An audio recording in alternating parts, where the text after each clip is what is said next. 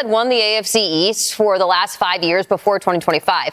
But then here come the Patriots. They take back the AFC East. They eventually represent the AFC in the Super Bowl. So while that must be annoying for the Bills, Dante, the fact that they see the Patriots come back with a vengeance, how can the Bills take back the division in 2026?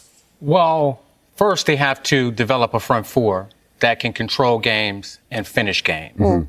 The Buffalo Bills Josh Allen has proven that he could score enough points and generate enough offense to win playoff games. Their defense has let them down. When you consistently bring extra guys and you're a way to bring pressure without being able to blitz because of the guys that are in that division, specifically with Drake May. When I watch this division, what Drake May has become, right, in his ability to stand in the pocket and to not be flustered with whatever may coming his way, I think has been just amazing. Now, what do the Bills have to do in order to come back in the AFC East? It has to go back to, number one, it all surrounds Josh Allen. Like, Josh Allen to me is a guy that it's so paramount that you stress to him that everything's going to be okay, right? Like, you don't have to force anything, because I think they need the defense to stop requiring him to be Superman. This is why there's 11 guys on defense, 11 guys on offense. And they had the number one rushing offense in the NFL last year. I think you run the football, you take care of the football, and you allow your defense to rush for and finish games. So the Patriots, just want to go back. Mike Vrabel, right? Mike Vrabel steps into the fold as a head coach of the New England Patriots, comes in there his first year, goes 4-13. 4-13, right? And then all of a sudden turns this thing around and goes 14-3. 14-3 go straight to the Super Bowl. They know exactly what their identity is. They know what their culture is. They know that they have a heck of a young quarterback in Drake May. They have all the surrounding pieces. They have a solid defense. They have an offense that they're continually getting better with. They know where they can improve at. Their offensive line, their young offensive line is where they can improve. However, the question is, the Bills, can they overcome, or what do they have to do to overcome? The Bills are chasing a ghost.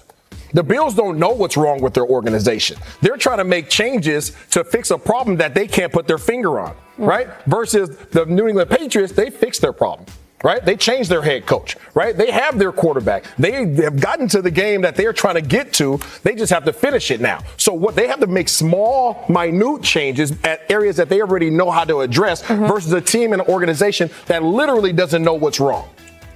Well, the 4-13 though was the Gerard Mayo That's right. My fault. And then when he arrived though, Vrabel was quickly able to return them to like an identity that he knew when he was with the Patriots. But I think he was able to do that because he had been in the building and the organization. He was just like, guys, I got this right. We don't know what that's going to look like for the Bills. Well, that's the thing. I think is the biggest difference between the Pats and the Bills, right? You have the Pats who have coached not only the head coach but the offensive coordinator that have been there, done that, right? They've played in Super Bowls and they won in Super Bowls. So to your point, Isaiah, when you're looking at the Buffalo Bills, they're still trying to figure that out. It's like, is this how much it takes? Do I have to do this? When I get to the divisional round, what type of things? Because you guys know this leading up to the week of championship games, is coaches are like, okay, is this too much? Do I practice too much? Do I pull it back a little bit? Do I walk through? Whereas you got the guys like the Patriots, like Mike Vrabel, them is like, we've been there, guys. We know how to do this. So that's how you take a 4-13 and flip it around so fast, because you bring in the guys who've actually exercised that recipe and have made these bunch of cakes, have won a bunch of Super Bowls, and you say, hey, listen, just trust in the process. It's been a minute since the Bills have been in a Super Bowl, and I know they don't have a great history or relationship with said game, but let's just play a hypothetical game, since this game is being played across the street from us here in February of 2027, and of course it'll be on ESPN and ABC. The Bills get to Super Bowl 61, Manti, if blank happens. If Josh Allen plays at an MVP level but doesn't need to be the MVP. They get there. And the reason why is this. It goes back to what I said before. If Josh Allen can feel that he doesn't have to press, well, if he feels like he doesn't have to win this game alone, because there's talk about the defenses, but he's had top 5 defenses. Like, check this out. Like, he's had a top 5 defense for at least half of his career. So you can't say like, oh, he's never had the top. He had the number 1 scoring defense, and he had the number 1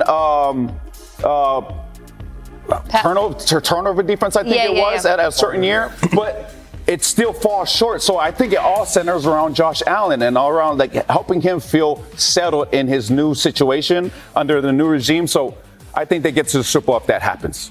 Yeah, I think they get to the Super Bowl if they just simply finish. And again, they have to finish. They have to finish the games. They have to make the field goals. They have to make the plays. They have to stop the turnovers. They had a -4 turnover margin, obviously, last year.